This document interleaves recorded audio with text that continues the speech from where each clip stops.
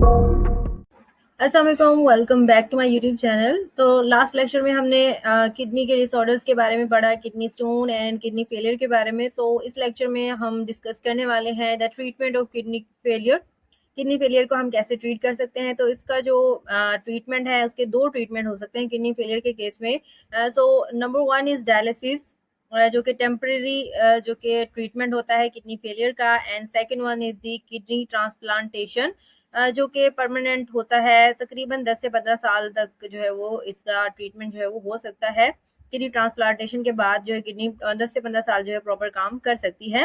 अगर टेम्परेली अगर हमें किडनी ट्रांसप्लांटेशन के लिए किडनी नहीं मिल रही है तो पेशेंट को जो है डायलिसिस पे रखा जाता है। So what is dialysis? Dialysis is a method in which waste are extracted from the blood by using a dialysis fluid. So waste एक नेचुरल तरीके से हमारी नेफ्रॉन से फिल्टर हो रहे थे। किडनी जो है वो नेचुरल तौर पे काम कर रही थी, नेफ्रॉन से फिल्ट्रेशन का अमल हो रहा था, वेस्ट प्रोडक्ट्स को ब्लड से अलग किया जा रहा था। लेकिन किडनी अब जो कि फेल हो चुकी है, तो ये जो अमल है आर्टिफिशियली तौर पर बॉडी कुछ मशीनरी के जरिए जो है किया जाता है, जिससे डायलिसिस फ्लूइड के जरिए जो है वो ब्लड से वेस्ट मटेरियल निकाला जाता है। तो इस अमल को हम क्या कहते हैं? डायलिसिस कहते हैं। दो मेथड है हमारे पास डायलिसिस के, हेमोडायलिसिस एंड पेरिटोनियल डायलिसिस। दोनों का काम यही है कि हमने बॉडी के अंदर या बॉडी से बाहर डायलिसिस फ्लूइड में से या उसके पास से क्या करना है? ब्लड को गुजारना है। तो प्रिंसिपल क्या होगा उसका कि जो वेस्ट मटेरियल है वो ब्लड से निकलकर डायलिसिस फ्लूइड में आ जाएगा, ऑस्मोसिस के जरिए या जो कि डिफ्यूजन के जरिए, ठीक है। तो उसके जरिए से वेस्ट जो है वो डायलिसिस फ्लूइड में आ जाता है, ठीक है। दोनों केसेस में यही होता है। हेमोडायलिसिस में आर्टिफिशियली बॉडी से बाहर ब्लड फिल्ट्रेशन की जाती है और पेरिटोनियल में बॉडी के अंदर जो है वो ये काम किया जाता है। तो यही मेन डिफरेंस है दोनों के दरमियान में। In hemodialysis, the patient's blood is pumped through a machine called dialyzer. Patient की बॉडी से ब्लड लिया जाता है, एक यहाँ से दो जो है वो नालियां लगाई हैं, एक के जरिए ब्लड जो है बॉडी से बाहर आ रहा है इस डायलाइजर में। इस मशीन को हम क्या कहते हैं? डायलाइजर कहते हैं। The dialyser contain long tubes, इसके अंदर लॉन्ग ट्यूब्स होती हैं जैसे आप लोगों को नजर आ रही हैं, ठीक है। Blood flows inside the tubes while the dialysis fluid flows outside. तो जो ब्लड होता है पेशेंट का वो इन ट्यूब्स के अंदर मूव कर रहा होता है, और जो डायलिसिस फ्लूइड होता है वो इस मशीन के अंदर और इन नालियों के बाहर जो है वो मूव कर रहा होता है। तो क्या होगा? Extra water and waste move from the blood and enter the dialysis fluid. जो एक्स्ट्रा वाटर और वेस्ट मटेरियल है वो ब्लड में से निकल कर कहाँ पर आ जाएंगे? इस डायलिसिस फ्लूइड के अंदर आ जाएंगे, ठीक है। ये जो डायलिसिस फ्लूइड है यहाँ पर इन नालियों के करीब मौजूद होता है। तो वेस्ट जो है वो ऑटोमेटिकली कंसंट्रेशन ग्रेडियंट की वजह से जो है वो ब्लड से बाहर निकल कर कहाँ पर आ जाएगा? डायलिसिस फ्लूइड में आ जाएगा, और ब्लड जो है वो फिल्टर हो जाएगा। यहाँ से जो फिल्टर ब्लड है उसको वापस पेशेंट की बॉडी में डाल दिया जाता है, ठीक है। तो ये काम जो है वो इजीली हो जाता है, ब्लड जो है वो फिल्टर हो गया। The purified blood is then return back to the body, ठीक है। तो ये इस काम को हम क्या कहते हैं? हेमोडायलिसिस कहते हैं, जो अक्सर जो है वो हॉस्पिटल्स में ही किया जाता है, ठीक है। हफ्ते में 2 या 3 बार जो है वो इस प्रोसेस को रिपीट करना पड़ता है। एक टेम्परेरी जो है वो एक इसका ट्रीटमेंट होता है, परमानेंट नहीं होता है। जो उसके बाद आता है हमारे पास दूसरा पेरिटोनियल डायलिसिस। इसको जो है वो डेली करना पड़ता है, इसको घर पे भी कर सकते हैं। एक कैथेटर होता है, मशीनरी होती है, ठीक है, जिसको पेरिटोनियल कैविटी में लगाया जाता है। उसके अंदर फ्लूइड होता है और जो हमारा वेस्ट मटेरियल है उस फ्लूइड के अंदर आ जाता है, ब्लड जो है वो हमारा प्योर हो जाता है, ठीक है। In this method, dialysis fluid is pumped into the peritoneal cavity. जो डायलिसिस फ्लूइड है उसको पेरिटोनियल कैविटी में जो है वो डाला जाता है, ठीक है। यहाँ पर इसकी डायग्राम जो है वो दिखाई हुई है। This is the peritoneal cavity. Peritoneal cavity कहाँ होती है? हमारा जो डाइजेस्टिव सिस्टम है, जो हमारी एलिमेंट्री कैनाल है, उसके गिर्द एक बाहर एक मेम्ब्रेन होती है जिसके अंदर वो सारी पैक होती है, उसको हम पेरिटोनियल कैविटी कहते हैं, ठीक है। इसकी मेम्ब्रेन को हम पेरिटोनियल मेम्ब्रेन कहेंगे, ठीक है। और ये पूरी जो है वो पेरिटोनियल कैविटी है। तो इसके अंदर जो है वो क्या डाला जाता है? डायलिसिस फ्लूइड जो है वो डाला जाता है कैथेटर की मदद से। तो ये जो हमारे पास पेरिटोनियल मेम्ब्रेन है, इसके अंदर ब्लड वेसल्स होती हैं। इन ब्लड वेसल्स में से जाहिर सी बात है ब्लड होता है, और ब्लड में वेस्ट मटेरियल और वाटर, एक्स्ट्रा वाटर होता है। तो जो कि इसमें से निकल कर कहाँ पर आ जाएगा? इस डायलिसिस फ्लूइड में आ जाएगा, और फिर वापस से जब सारा वेस्ट निकल आएगा, ब्लड फिल्टर हो जाएगा।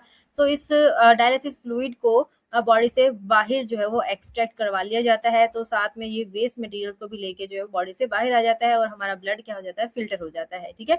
तो इस अमल को रोजाना करने की जरूरत पड़ती है, क्योंकि यूरिन फॉर्मेशन तो हमारी बॉडी का एक एसेंशियल जो है वो फंक्शन है, जो कि डेली बेसिस पे होता है और कई बार होता है, ठीक है। तो ये इसको डेली जो है वो किया जाता है। देन उसके बाद एक जो है वो है हमारे पास ये तो एक टेम्परेरी क्योर था, ट्रीटमेंट था, ठीक है। देन उसके बाद अगर किडनी फिर भी ठीक नहीं हो रही है बार बार, ठीक है, बार बार करना पड़ रहा है, ये एक बहुत ही अनकंफर्टेबल चीज़ होती है पेशेंट के लिए भी, उसके रिलेटिव्स के लिए भी जो उसका ख्याल रख रहे हैं, तो एक बहुत ही अनकंफर्टेबल चीज़ है। तो उससे इस चीज़ से बचने के लिए जो है वो किडनी ट्रांसप्लांटेशन की जाती है, जो कि बहुत एक एक्सपेंसिव एक ट्रीटमेंट है। हर कोई इसको अफोर्ड नहीं कर सकता, तो इसलिए डायलिसिस के ऊपर ही रहते हैं पेशेंट्स। सो किडनी ट्रांसप्लांट में क्या किया जाता है, एक जो किडनी फेल हो चुकी है, बीमार किडनी, जो खराब किडनी है, उसको एक हेल्दी किडनी के साथ एक्सचेंज कर दिया जाता है सर्जरी के जरिए। बीमार किडनी को वहां से निकाल दिया जाएगा और हेल्दी किडनी को वहां पर जाके फिट कर दिया जाएगा, ब्लड वेसल्स के साथ जो है अटैच कर दिया जाएगा, और फिर जो है वो किडनी जो है वो अपना काम करना शुरू कर देगी, ठीक है। तो इसमें इसको चीज़ को हम क्या कहते हैं, किडनी ट्रांसप्लांटेशन कहते हैं, ठीक है। बहुत ही ज़्यादा सिवियर कंडीशन में जो है वो ये ही ट्रीटमेंट किया जाता है। Kidney transplantation is done for advanced treatment of the kidney failure. In this treatment, a healthy kidney from some donor is transplanted in patient's body along with the damaged kidney. एक damage kidney को जो है वो एक healthy kidney के साथ जो है वो चेंज कर दिया जाता है। जो किडनी दे रहा था उसको डोनर कहते हैं, ठीक है। जो ले रहा है वो पेशेंट हो गया या रेसिपिएंट हो गया। The donor of the kidney may be a disease person और अ लिविंग, ठीक है। वो डिसीज भी हो सकता है, मे बी कि किसी इंसान की अगर एक्सीडेंट में डेथ हो गई है तो उसके ऑर्गन्स निकाल लिए जाते हैं, जैसे पोस्टमार्टम किया जाता है उसका, ठीक है। तो किडनी उसकी जो है वो ठीक रहती है, और मे बी एक लिविंग की किडनी भी हो सकती है वो, ठीक है। क्योंकि हमारी बॉडी में हमें पता है कि 2 किडनीज है और इंसान जो है वो एक किडनी पे भी रह सकता है। अगर किसी पेशेंट मतलब पेशेंट के जो चाइल्ड हैं या चिल्ड्रन को अगर ऐसी बीमारी हो गई है, बच्चों को हो गई है, तो पेशेंट का जो फादर है या मदर है वो उसको किडनी डोनेट कर सकता है, ठीक है। तो लिविंग वन जो है वो एक किडनी पे जिंदा रह सकते हैं, और जो कि एक किडनी जो है वो हमारी तकरीबन जो है वो 15-20 लाख की जो है वो होती है। सो अगर आप लोग अपने आप को गरीब समझते हैं तो अपनी किडनियों के बारे में सोच सकते हैं, हमारे सारे ऑर्गन जो है बहुत महंगे होते हैं। सो हम किसी दिन इस चीज़ पे भी डिस्कशन करेंगे, हमारे हर ऑर्गन की एक इंटरनेशनली या नेशनली क्या प्राइसेस होती हैं, ठीक है। सो लिविंग डोनर मे और may not be a relative of the patient, ठीक है। वो पेशेंट का रिलेटिव हो या ना हो, ठीक है, इससे फर्क नहीं पड़ता है। फर्क सिर्फ इस चीज़ से पड़ता है कि जो डोनर की किडनी है वो पेशेंट की किडनी से मैच होनी चाहिए। टिश्यू का टेस्ट किया जाता है, उनका ब्लड टेस्ट किया जाता है। अगर वो मैच हो रहे हैं तो फिर उसके बाद जो है वो मतलब पेशेंट का जो इम्यून सिस्टम है वो इसको एक्सेप्ट कर सकता है या नहीं कर सकता। तो ये सारी चीज़ें देखी जाती हैं, ये नहीं देखा जाता कि वो पेशेंट का रिलेटिव है या नहीं है। अगर मतलब एथिकली एक चीज़ एक इंसान अपनी किडनी डोनेट करना चाह रहा है तो उसको जो है वो अलाउ किया जाता है। When a matching kidney is transplanted, it may work normally in patient's body for 10 to 15 years. तकरीबन 10 से 15 साल वो बेहतर तरीके से काम कर सकती है, ठीक है। उसके बाद दोबारा किडनी फेलियर हो सकता है, एंड और फिर हेमोडायलिसिस या पेरिटोनियल डायलिसिस या फिर दोबारा से भी किडनी ट्रांसप्लांटेशन जो है वो की जा सकती है, ठीक है। So it's all about the treatment of kidney transplantation. तो हर बीमारी का इलाज भी है, उसके कॉजेज भी हैं, उससे बच भी सकते हैं हम, ठीक है। तो अगर हम एक हेल्दी लाइफ स्टाइल चाहते हैं तो हमें एक हेल्दी डाइट और हेल्दी रूटीन इख्तियार करनी पड़ेगी, ताकि इन सारी चीज़ों से इन सारे झंझटों से हमें ना गुजरना पड़े। अल्लाह ताला हम सबको सेहत कामिला अता फरमाए। अगर किसी को हो गया है तो अल्लाह ताला उनको जो है वो सेहत अता फरमाए। सो अगर आप लोगों को लेक्चर समझ आ गया है तो हमारा जो चैप्टर था, chapter number 4 10th new biology का, वो हमारा है खत्म हो गया है। नेक्स्ट लेक्चर में हम इसकी एक्सरसाइज सॉल्व करेंगे, each and every question in detail. तो तब तक के लिए अल्लाह हाफिज़। चैनल को लाइक शेयर और सब्सक्राइब लाजमी कीजिएगा। Thank you so much students. अल्लाह हाफिज़।